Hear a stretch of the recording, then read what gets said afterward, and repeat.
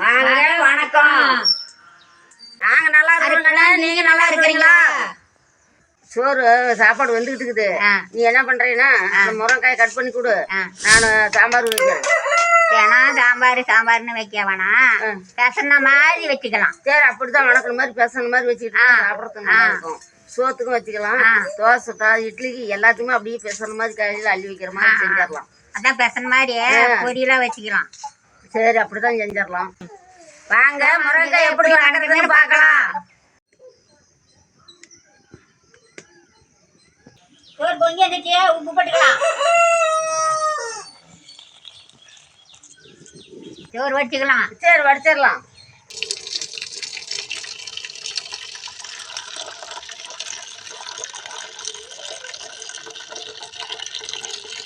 ஒரு கை பிடி போட்டுக்கலாம். போட்டுக்கலாம்.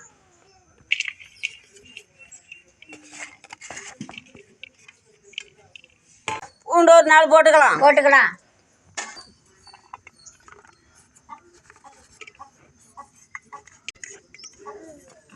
தக்காளி ஒன்று சேர்த்திக்கலாம்.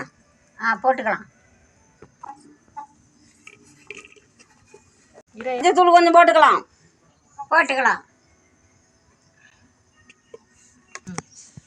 வீட்டு மிளகாத்தூள் அரிசூன் போட்டுக்கலாம். தண்ணியே தேவையான அளவு ஊற்றிக்கலாம்.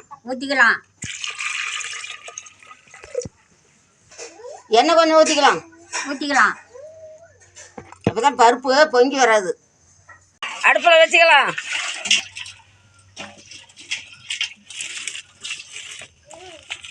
அரை மணி நேரம் ஆகும். வெந்தவச்சு எடுத்து பார்த்துக்கலாம். சாப்பாடு வடித்து கொட்டிட்டுங்க, எடுத்து வைக்க வேண்டியதுதான். குழம்பு பருப்பு வேகட்டும்.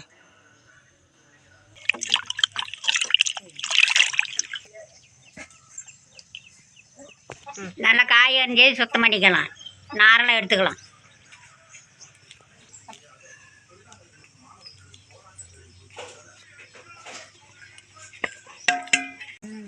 தண்ணியில் போட்டு கழுவிக்கலாம்.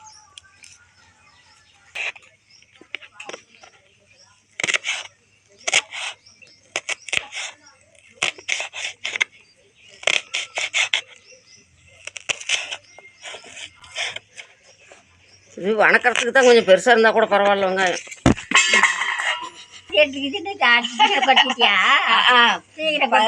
நம்ம காத்தால மணி 8 மணி மேலே ஆகி போச்சுல, அதனால பசி எடுத்துக்கிச்சு. சரி ஆயிரும்.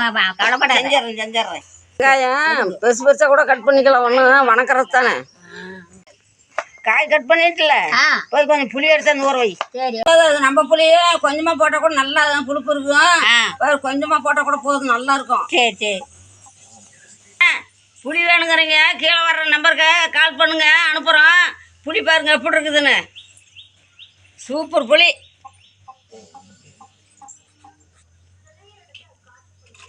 பாவா, புளி ஊற வச்சு கரைக்கணும். நான் அதுக்குள்ள காய் கழுவி தரேன். சரி. இப்போ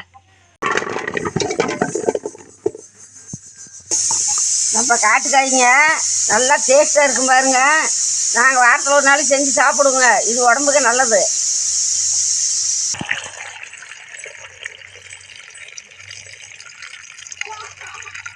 ஊற வச்சுக்கலாம். புளியை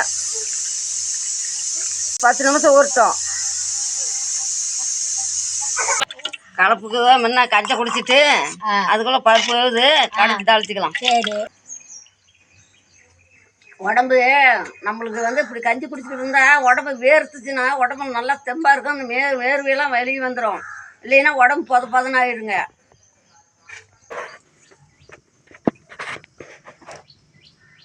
பத்து நிமிஷம் ஆயிடுச்சு. புளி கரைச்சிக்கலாங்க. கொழன்னு பாருங்க.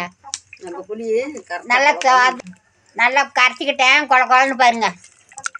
சாத புளிக்கு அதுக்கும் கொழன்னு ஆயிடுச்சு. ஒரு கட்டி உளிச்சிங்க, தட்டி எண்ணெயில் போட்டோம்னா அந்த காய் வணக்கொள்ள இது உடம்புக்கு நல்லது.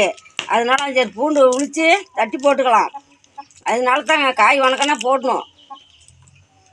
தொல்லி உரிச்சு எடுத்துட்டு நல்லா தட்டி போடணுங்க. தட்டி போட்டால் நல்லா இருக்கும், உடம்புக்கு நல்லது. மணி நேரம் ஆயிடுச்சு. பருப்பு வந்திருக்க, எடுத்து பாரு. வெந்திருக்க எடுத்துக்கிறேன், கடையிறேன். நல்லா வந்து போச்சு பாவா. எடுத்து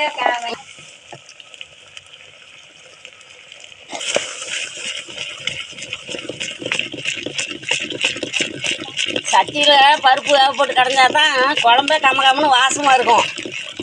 சட்டியில் தான் மாட்டேன் குழம்பு வச்சு சாப்பிடணும். நாமெல்லாம் அந்த காலத்துலேருந்து சட்டியில் தான் இன்ன வரலும் புழங்குறோம். எல்லாம் ரெடியாச்சு, வாங்க காய் வணக்கிறது பார்க்கலாம்.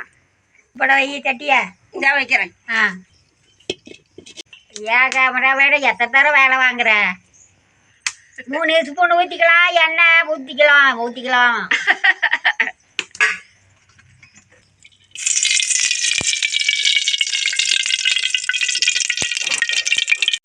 ஒரு ஸ்பூனு கடுகு போட்டுக்கலாம்.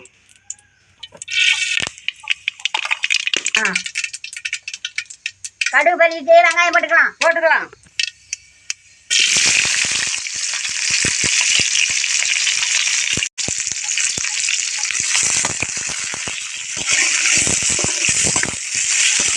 கருவேப்பிலை போட்டுக்க.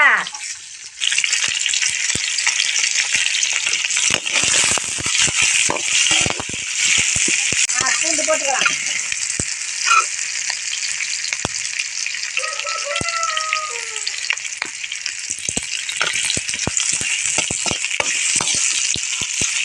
வெங்காயம் வணங்கிருச்சு, சீக்கிரம் காய போட்டுக்கலாம்.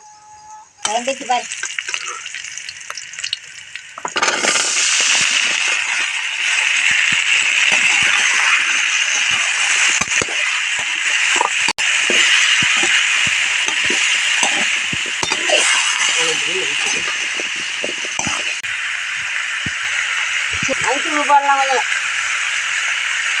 போட்டுக்கலாங்க. காரம் நம்மளுக்கு தேவையான அளவு போட்டுக்கலாம். மாட்டிலே கம்மியாக போடு, நம்ம போட்டோம்னா காரமாக போ. இதில் கஷ்டமாக தான் போடுறோம். தேவையான அளவு போட்டுக்கலாம். சாத்துக்கு கூட போட்டுக்கலாம்.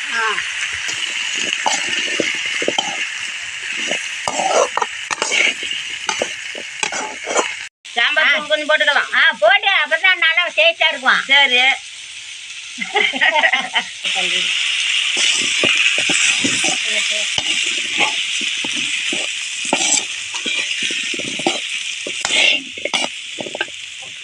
உப்பு தேவையான அளவுக்கு போட்டுக்கலாங்க.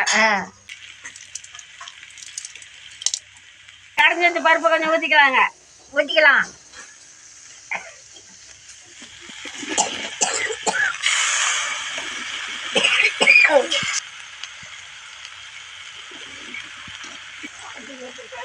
புளியை ஊற்றிக்கலாம். சரி, ஊற்றிக்கலாம்.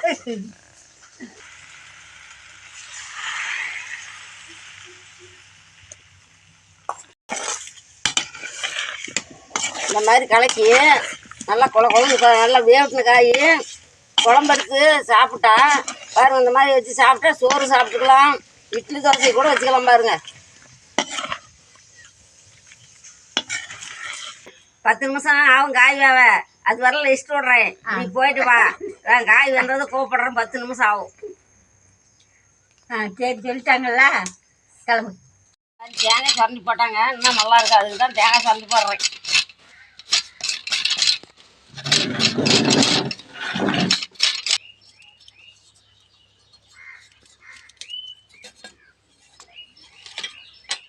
வேறு காய் நல்லா வெந்து போச்சு. சுரண்டி வச்ச தேங்காய் கூட கொஞ்சம் போட்டுக்கலாம். தேங்காய் போட்டால் நல்லா டேஸ்ட்டாக இருக்கும். அதுக்கு தாங்க தேங்காய் சுரண்டி போடுறேன்.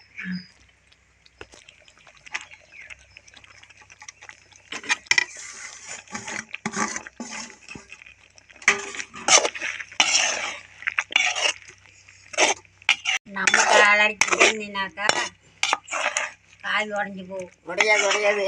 உப்பு காரமெல்லாம் எல்லாம் டேஸ்ட்டாக இருக்கும். பாருங்க,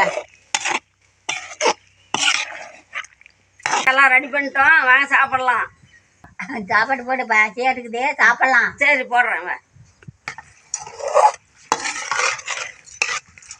பாருங்க, காயும் உடையல, எல்லாம் கிளீனாக. புளி அதிகமாக ஊற்றினா காய் உடையாதுங்க.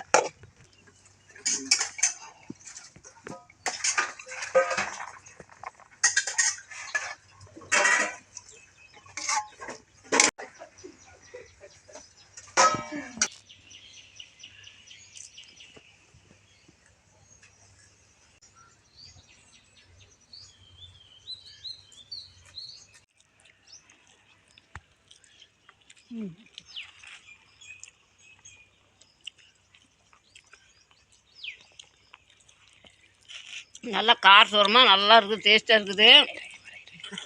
நம்ம வாரத்தில் ஒரு நாள் இந்த மாதிரி செஞ்சான்னு சாப்பிட்டுக்கிட்டு இருக்கிறோம். அந்த மாதிரி செஞ்சு சாப்பிடணும், அப்போ தான் டேஸ்ட்டாக இருக்கும்.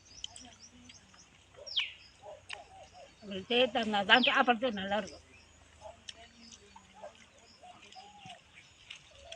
சுருக்குன்னு காரம் பொரியல் நல்லா இருக்குது. அருமையாக இருக்குது.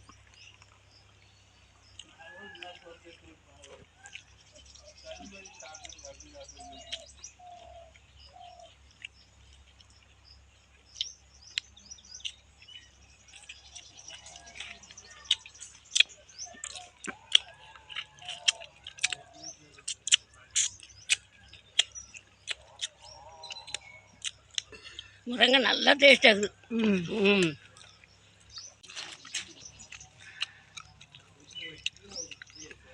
சூப்பராக இருக்குது. ம் நல்லா காரசோரமாக சூப்பராக இருக்குது. அதான் எனக்கு பறியே ஏறிச்சு. அப்படியா? நீங்களும் இந்த மாதிரி செஞ்சு சாப்பிட்டு பாருங்க, எவ்வளோ நல்லா இருக்குதுன்னு. உங்கள் வீட்டில் செஞ்சு பார்த்து எங்களுக்கு கமெண்ட் பண்ணுங்க. லைக் பண்ணுங்க, ஷேர் பண்ணுங்க, சப்ஸ்கிரைப் பண்ணுங்க. அடுத்த வீடியோவில் பார்க்கலாம். பாய். அப்படி சாப்பிட்டா தான் நல்லா ருசியாக இருக்குது. ருசியாக தான் இருக்குது.